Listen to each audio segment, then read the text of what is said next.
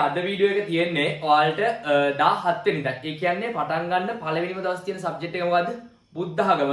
බුද්ධ ආගම සබ්ජෙක්ට් එකට තියෙන අනුමාන ටික තමයි අද වීඩියෝ එකෙන් තියෙන්නේ. සාමාන්‍යයෙන් ඉතින් ඔය පටන් ගන්න සබ්ජෙක්ට් එකට පුතේ පුළුවන් තරම් සෙට් වෙලා යන්න හොඳට. මොකද හේතුව අපි මොකක් හරි දෙයක් පටන් ගන්නකොට ගේම් එකක් වුණත් රේස් එකක් වුණත් අර පළවෙනිම එක දිනුවොත් නේ අපිට අනිත් ඒවාට පොඩි ගැම්මක් එන්නේ. ඒකින්ද අනිවාර්යෙන් පළවෙනි සබ්ජෙක්ට් එකට හොඳට මහන්සිලා හොඳට බලන් යන්න. අද අනුමාන ටිකක් තියෙනවා මම ඒ ටික දෙන්නම්. ඒ ටිකත් අනිවාර්යෙන් හොඳට බලාගෙන යන්න. මම තව විස්තර ටිකුත් ඒත් එක දෙන්නම්. හරි. අහගන්න පුතේ. වැඩි කතා ඕනේ නැහැ. මොකද හේතුව දැන් කාලේ අඩුයිනේ. ඒකින්ද අපි යන් කෙලිම වීඩියෝ එකට. වීඩියෝ එක තියෙන්නේ බුද්ධ ආගම අනුමානනේ. මම පළවෙනිම ඔයාලට බලාගෙන යන්න කියන්නේ සංගායනා.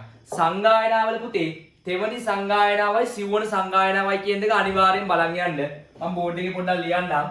සංගායනා එක පළවෙනි එක කියන්නේ සංගායනා. ඔය සංගායනාවල තුන්වෙනි එක 3යි 4යි කියන දෙක අනිවාර්යෙන් බලන් යන්න. හරිද? දැන් ඔයාලා දන්නවත් ඇතිනේ. තුන්වෙනි සංගායනාව උනේ අවුරුදු කීයකට පස්සේද? ඒ අනිවාර්යෙන් ෂෝට් නෝට් දාගන්න. තුන්වෙනි එක උනේ අවුරුදු 236කට පස්සේ. හතරවෙනි එක ක්‍රිස්තු පූර්ව පළවෙනි සියවසේනේ. ක්‍රිස්තු පූර්ව පළවෙනි සියවසේ. ඊට තුන්වෙනි එක වෙන්නේ හේතු මොකක්ද උනේ? තුන්වෙනි එක පටන් ගන්න හේතුව උනේ දුසිල් මහණුන් සසුනෙන් නිරපා හැරීම. ඊට පස්සේ හතරවෙනි එක නම් ත්‍රිපිටකධාරී භික්ෂූන් හා ධර්ම විනය විනාශ වීමේ අවදානම. ඔය එක එක හේතු තියෙනවානේ. ඒව අනිවාර්යෙන් බලන් යන්න. ඊට පස්සේ තුන්වෙනි එක කවුද දායකත්වයේ දුන්නේ? ධර්මාශෝක රජතුමා. හතරවෙනි එකට කවුද දුන්නේ? ඊට පස්සේ තුන්වෙනි එක තිබ්බේ නම් පැලලුක් නුවර. හතරවෙනි එක තිබ්බේ කොහෙද? මාතලේ අලු විහාරේ. මාස ගාන තුන්වෙනි එක මාස 9කින් 4 එහෙම බලාගෙන යන්න පුතේ. සහභාගීත්ව ප්‍රමාණය තුන්වෙනි එකට නම් 1000යි, හතරවෙනි එකට 500යි. හේතු අනිවාර්යෙන් හේතු බලන් යන්න. හරිද? ඊට පස්සේ ඒකේ ප්‍රතිඵල තුන්වෙනි එකේ ප්‍රතිඵල මොනවද තිබේ? දුසිල් මහණුන් සසුරෙන් නිරපා හැරීම, දේශීය විදේශීය ධර්ම ප්‍රචාරය. ඊට පස්සේ තව ගොඩක් හේතු තිබ්බනේ. ඕන් ඔය හේතුවෙම අනිවාර්යෙන් බලන් යන්න. පළවෙනි දේ තමයි කියන්න තියෙන්නේ. සංගායනාවල 3යි 4යි කියන දෙක අනිවාර්යෙන් බලන් යන්න. හරිද? මම ඔය දන්න පොඩි පොඩි දේවල් තමයි කියන්නේ. හරිද? ඊට පස්සේ පුතේ ඊට පස්සේ ඔයාලා බලන් යන්න පාරමිතා ගැන. චුට්ටක් ඒකත් අවධානයෙන් බලන් යන්න. පාරමිතා. හරිද? ඔය පාරමිතාව ඔය ටික ලියන්න. ඊට පස්සේ පාරමිතා විස්තර කරන්න. ඊට පස්සේ එක පාරමිතාවක් විස්තර කරන්න. ඒ ඇසුරෙන් ඔය හොඳ සමාජයක් හදන්නේ කොහොමද? ආන් ඒ වගේ දේවල් ඉන්න පුළුවන්. ඒ ටික බලන් යන්න. ඊට පස්සේ තුන්වෙනි එක තමයි මම කියන්නේ ඔයාලට බලන් යන්න. ඔය මේ භාවනාව. ඔය භාවනාව තියෙන බෞද්ධ භාවනාවේ ප්‍රධාන කොටස්. ඊට පස්සේ ඒකෙන් එක කොටසක් විස්තර කරන්න. නැත්නම් ඔය ජීවිතේ සාර්ථක කරගන්න ගන්නේ කොහොමද? ආන් ඒ වගේ දේවල් අනිවාර්යෙන් බලන් යන්න. ඊට පස්සේ බුදුරජාණන් වහන්සේගේ පద్මාකාර ජීවිතේ. ඊළඟ එක. සාමාන්‍ය තව එකක් බලන් යන්න. පద్මාකාර ජීවිතය. පద్මාකාර ජීවිතය.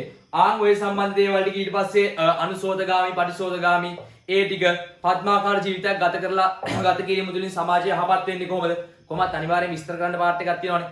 ආන් ඒකින්ද ඒ වගේ දේවල් ටික අනිවාර්යෙන් බලන් යන්න. පාරමිතා නම් කරන්න. ඊට පස්සේ ආයෙ පුතේ භාවනාවේ ප්‍රධාන කොටස්. ඊට පස්සේ තව තියෙනවා ඉන්නවා බලලා කියන්නම් ඔයාලට තව විශේෂ දේවල් තියෙන දේවල් ටික. සංගායනා කිව්වා. ආයෙ පුතේ බලන් යන්නේ මේ ටික. අහගන්නකො. සිංහලෝවාද සූත්‍රය. සිංහලෝවාද සූත්‍රය ටිකක් බලන් යන්න. ඒකේ අර දිශාවලින් නිරූපණය වෙන දේවල්.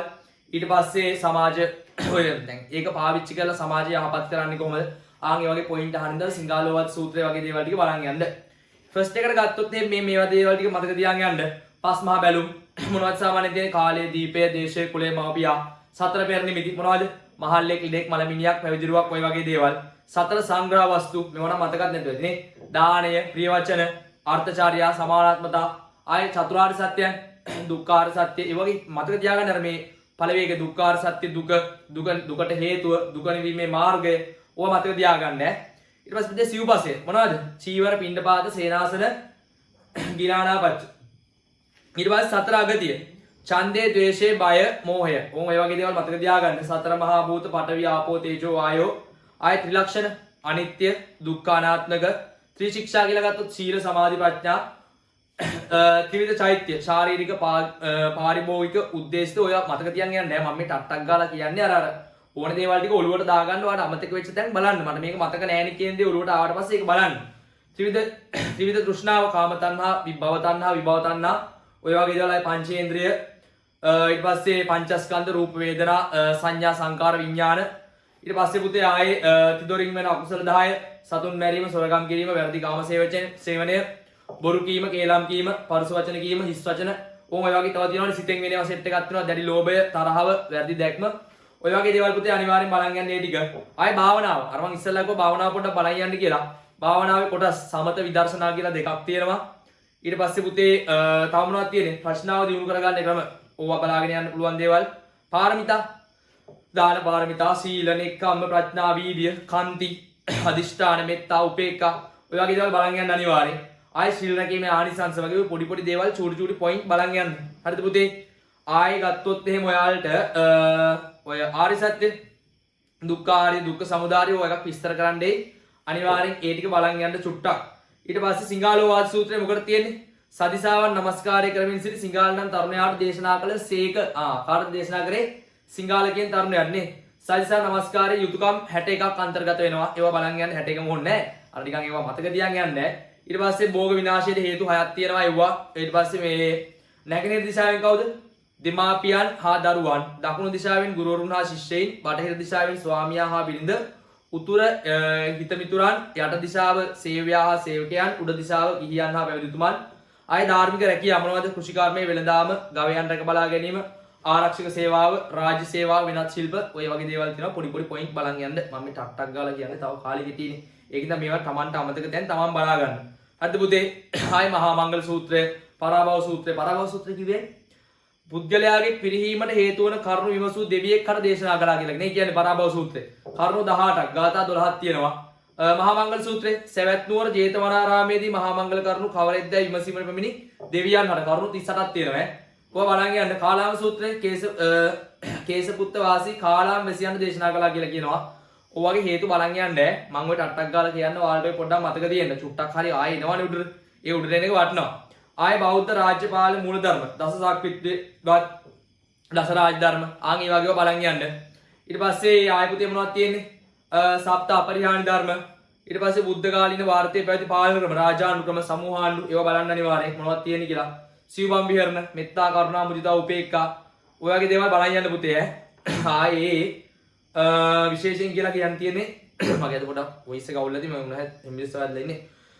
මම ටට්ටක් ගාලා කියන්නේ ඔය පුළුවන් ටික මතක තියාගන්න පුතේ.